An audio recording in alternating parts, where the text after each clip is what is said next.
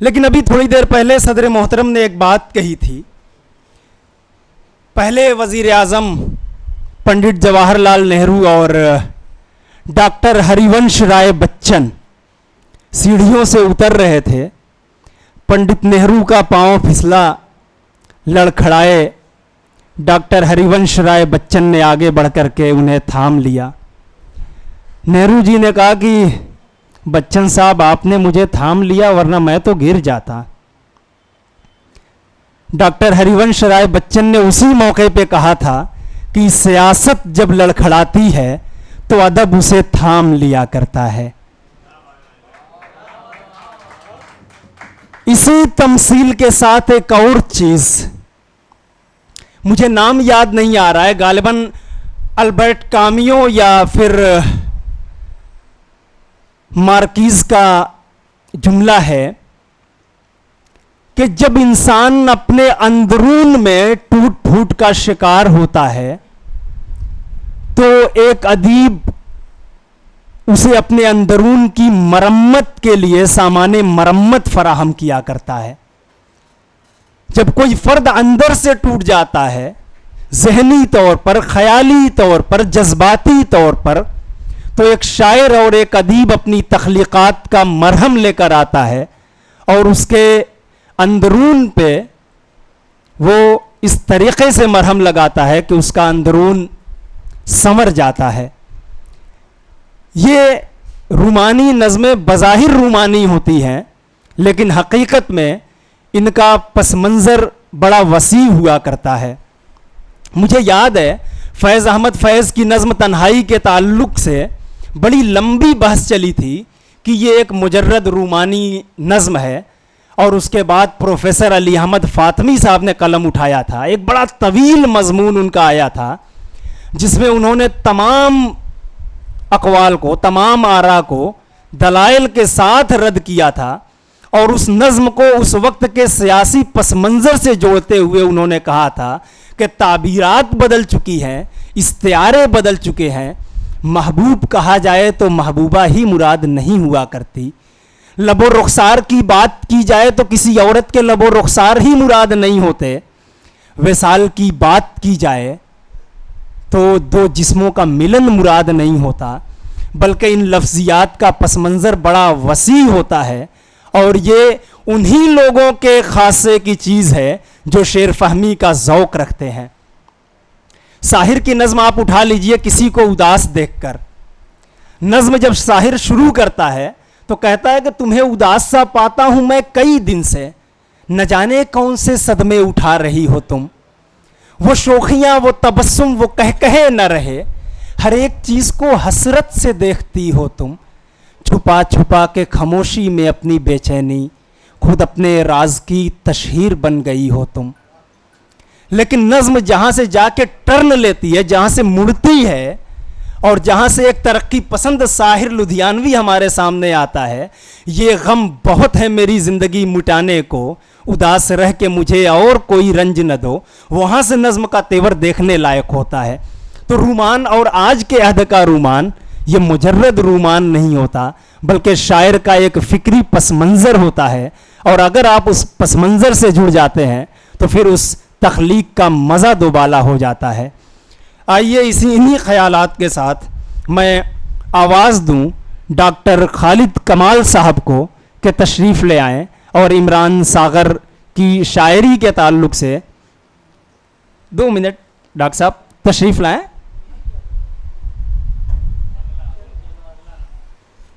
Doctor خالد کمال صاحب کی کسی عذر کی بنیاد پر میں ذکی محفوظ ایڈوکیٹ صاحب سے گزارش کرتا ہوں کہ آپ تشریف لے آئیں اور عمران ساغر کی شعری کائنات کے تعلق سے اپنے تاثرات سے سامعین کو آگاہ فرمائیں. جناب ذکی محفوظ ایڈوکیٹ.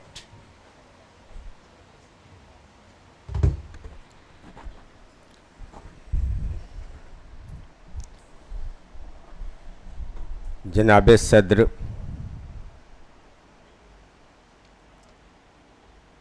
حاضرین مجلس، شعراء کرام و سامعین حضرات،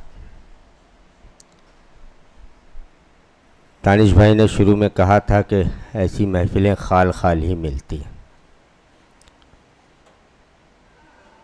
सच्ची बात है, कोई 5 महीने के बाद यहाँ पे मैं हाजिर हुआ हूँ।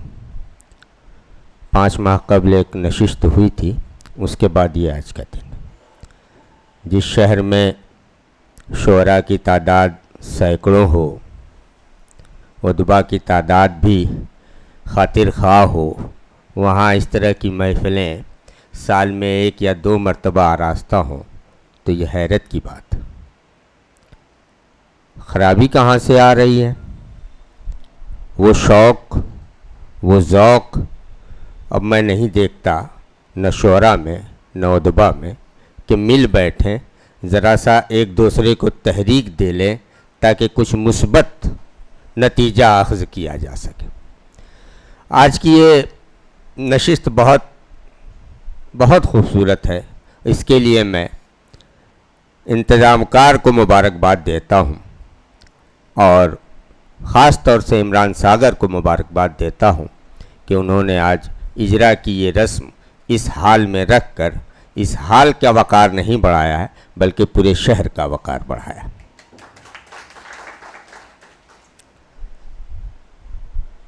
बहुत पहले जब पहली मर्तबा इमरान सागर को सुना था, तभी मुझे अंदाज़ा हो गया था कि ये बड़ी लंबी रेस का घोड़ा है।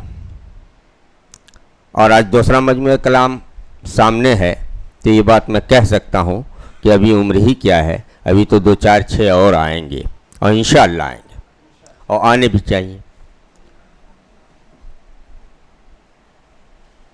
तमीद तमन्ना के लिए इमरान सागर ने मुझे फ़ोन किया, सऊदी अरब में थे वो, कि ज़की भाई 1-2 पेज लिख दीजिए। बहुत ज़्यादा तो इनको सुना नहीं था, इसलिए कि जब इनको सुनना शुरू किया मैंने तो ये सऊदीया चले गए, उसके बाद नशिस्तों में इनकी हाज़िरी नहीं हुई, बहुत ज़्यादा नहीं। मैं कोर्ट रूम में था, फ़ाइल लगने में अभी थोड़ा वक्त था, मैंने 10-15 मिनट के वक्फे में 2 सफ़ात तमीद तमन्ना पे लिख दिए।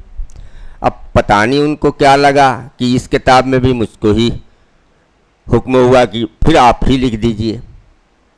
खैर, अब मसरूफियत की वजह से ये काम मुश्किल है, लेकिन इमरान से मोहब्बत थी जो मैंने इस किताब में 2-4 सफ़ात लिख दी हैं, वही काफ़ी है। मैंने इनसे कहा, मैंने कहा कि वो जो लिख दिया उसी को पढ़वा दीजिए किसी से, मुझे क्या ज़रूरत है बोलने की।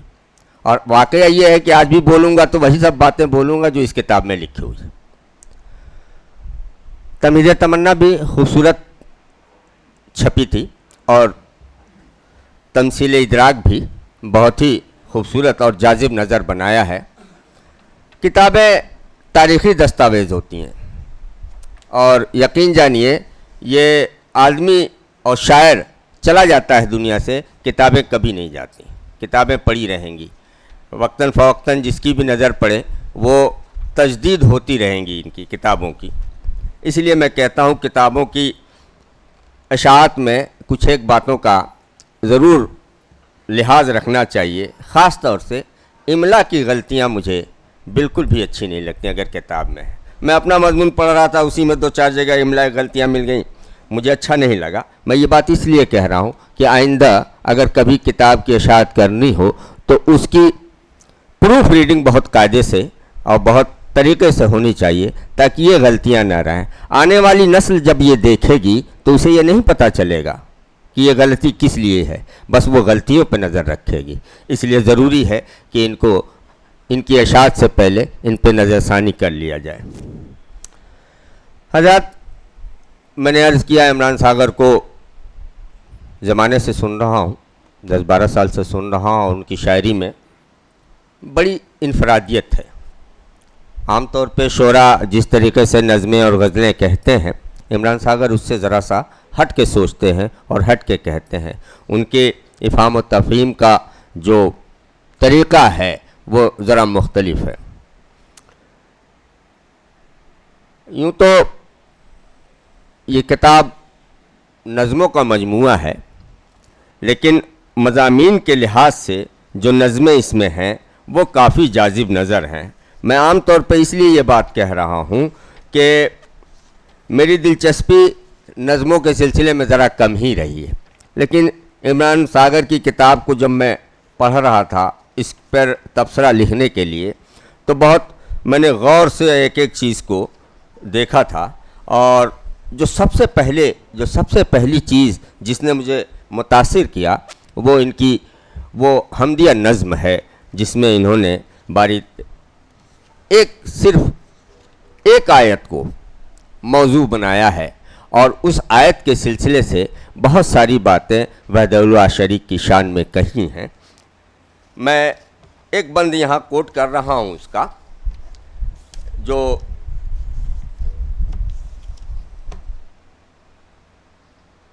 شاید پہلا یا دوسرا بند ہے کہ دے سرخروئی ہم کو ہر ایک امتحان میں، ہماری کامیابی ہم کو حاصل ہو ہی نہیں سکتی اگر اللہ ساتھ نہ رہے تو۔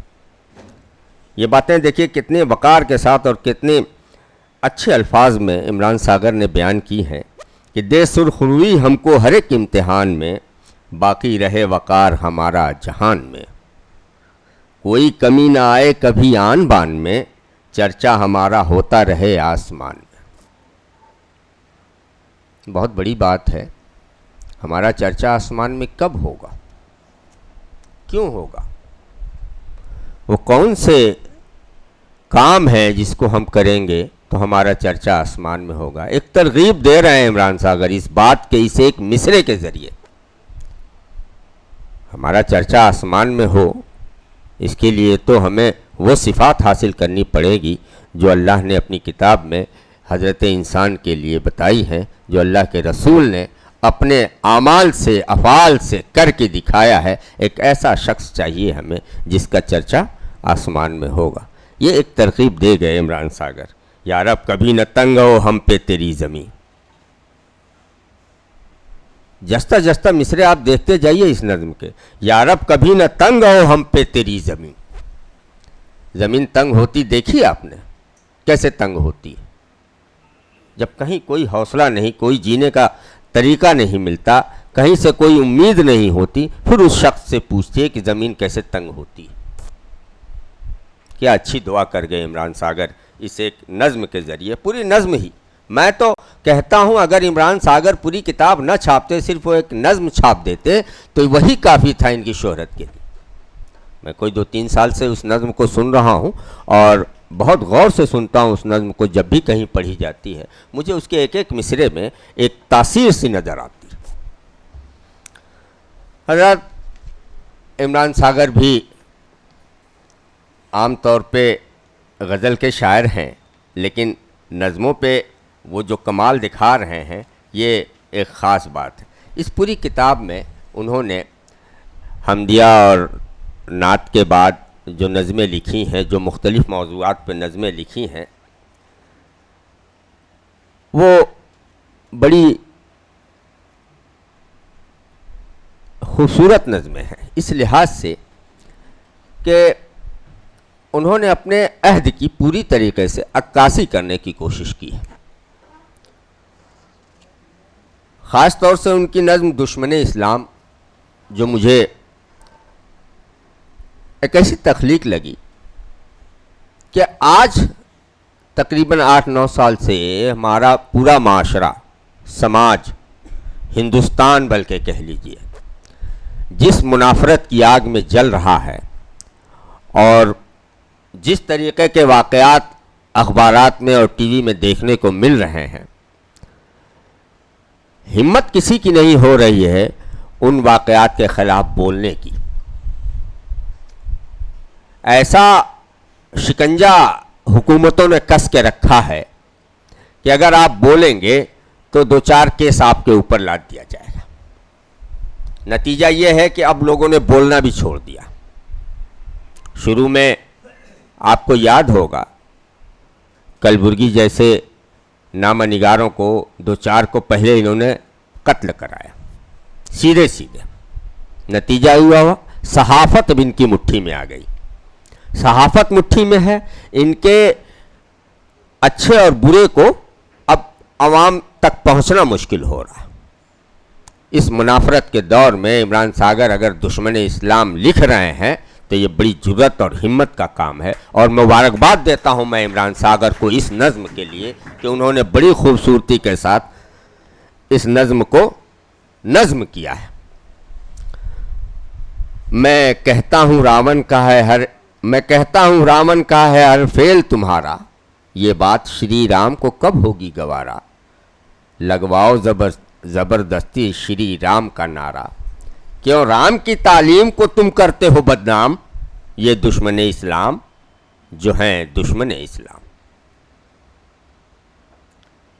دوسری نظم، یوں تو سبھی نظمیں میں نے کہا اچھی ہیں، موضوع کے حساب سے اور لفظیات کے حساب سے کہیے، اس کی شعری تخلیق کے حساب سے کہیے، بہت خوبصورت پیرائے میں ہر نظم لکھا ہے. لیکن ابھی وہ پڑھ رہے تھے شاہد انور میں بنکر ہوں، یہ نظم بھی مجھے بہت متاثر کرتی ہے، خاص طور سے وہ بند کہ رہتا ہے مشینی شور یہاں اس شہر کا میں باشندہ ہوں. جس شور سے تم اکتا سے گئے اس شور کا میں پروردہ ہوں. اس شور میں بچپن گزرا ہے، اس شور میں اب بھی زندہ ہوں. یہ شور تو عادت ہے میری، اس شور سے نسبت ہے میری، میں بنکر ہوں. کہیں باہر سے لوگ آتے ہیں، ہمارے ہاں بھی آتے ہیں مہمان، ان کے لیے بڑا مشکل ہو جاتا ہے، وہ راتوں کو نیند آنا مشکل ہے ان کے لیے، اور ہم اس کے عادی ہو چکے ہیں. یہ دیکھیے سماعتوں پہ شروع میں تو ہمارے بھی گراں گزرتا تھا. میں نے تو وہ زمانہ دیکھا ہے جب یہ شہر میں داخل ہوا تھا لوم. باہر تو چلتے ہی تھے لوم ٹیکسٹائل کے زمانے میں، لیکن یہ 80-81 میں یہ شہر میں داخل ہو گیا، گھر میں داخل ہو گیا.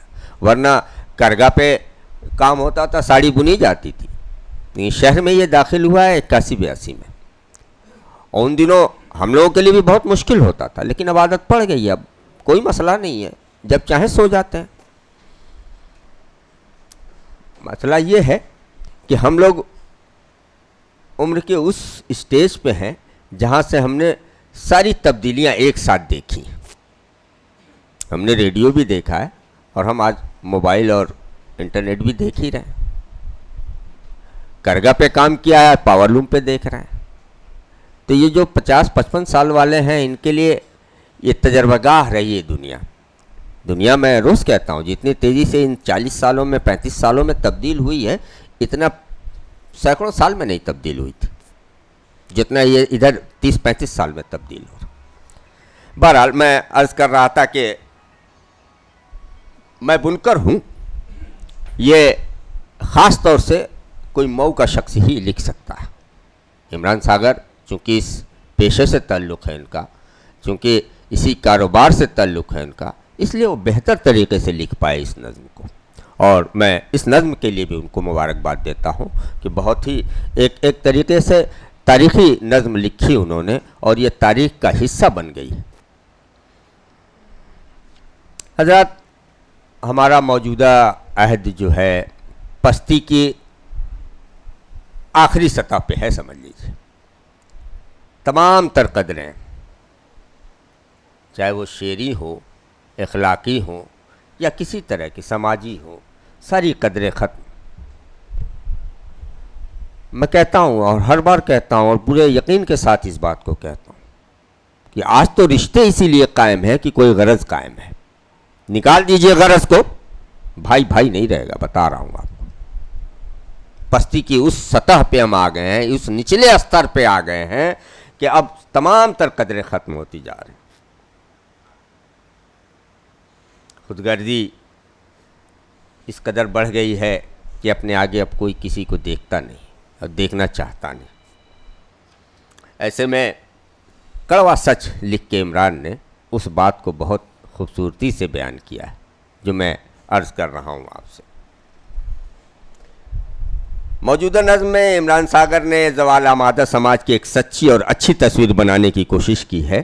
اس سماج کی خرابیوں کو بیان کو اپنی قومی ذمہ داری سمجھتے ہوئے عمران صاحب دیکھیں کیا لکھ رہے ہیں کہ انہی کی ذات سے تکلیف صبح و شام ہوتی ہے.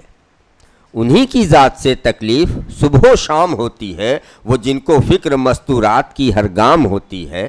اشاروں پر انہی کے آبرو نیلام ہوتی ہے. میں ایک شاعر ہوں، ان چیزوں کے بارے میں نہ کیوں لکھوں. یہ تو سیاسی بات تھی. رشتوں کی ناقدری کچھ یوں بیان کرتے ہیں, دیکھیے گا کہ ہوئے نفرت میں یوں تبدیل احساسات انسان کے, یہاں انسان کے خون سے رگے ہیں ہاتھ انسان کے, کوئی قیمت نہیں رکھتے یہاں جذبات انسان کے, بگڑتے جا رہے ہیں دن بدن حالات انسان کے. وہ جو بات میں عرض کر رہا تھا کہ اخلاقی قدریں گرتی چلی جا رہی ہیں, عمران ساگر نے اپنی اس نظم کڑوا سچ میں بڑی خوبصورتی کے ساتھ بیان کیا. مجموعی طور پہ میں یہ بات کہہ سکتا ہوں کہ عمران ساگر کا مجموعہ کلام تمثیل ادراک اپنی وضاقتہ, اپنے سر ورق کی خوبصورتی اور اس میں شامل نظموں کی حق بیانی کے باعث ایک منفرد مجموعہ کلام ہے. تمثیل ادراک نہ صرف ظاہری طور پر خوبصورت ہے بلکہ یہ بلحاظ مضامین بھی نہایت شاندار ہے. عمران ساگر کی انفرادیت, شاعرانہ صلاحیت اور مضامین کی ندرت نے مجموعہ کلام تمثیل ادراک کو ان کی پہچان کا ذریعہ بنا دیا. یوں تو مجموعہ کلام تمہید تمنا کی اشاعت کے بعد سے عمران ساگر کی استادانہ صلاحیت کا ایک عالم معترف ہو چکا ہے. تمثیل ادراک کی اشاعت بہرحال عمران ساگر کی امتیازی خصوصیت کو ظاہر کرنے کے لیے کافی ہے. ایک شاعر کے لیے اس سے بڑا اعزاز نہیں ہو سکتا کہ 4-5 سال میں اس کا نیا مجموعہ کلام شائع ہو جائے. عمران ساگر اس معاملے میں خوش قسمت ہیں کہ ان کی کاوشوں کو وقتاً فوقتاً شہر دوام حاصل ہوتا رہا ہے. بحیثیت شاعر عمران ساگر فن کی جس بلندی کی طرف بڑھ رہے ہیں, اللہ کرے وہ ہمیشہ اسی بلندی پر قائم رہے اور ان کے فن کو ہمیشہ جلا ملتی رہے. یہ ان کا دوسرا مجموعہ کلام ہے.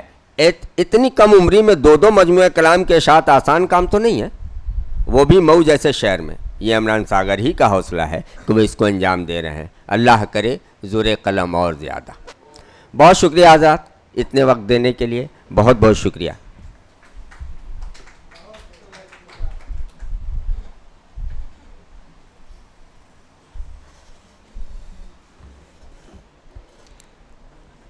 یہ تھے جناب ذکی محفوظ ایڈوکیٹ جو اپنے تاثرات سے ہمیں نواز رہے تھے.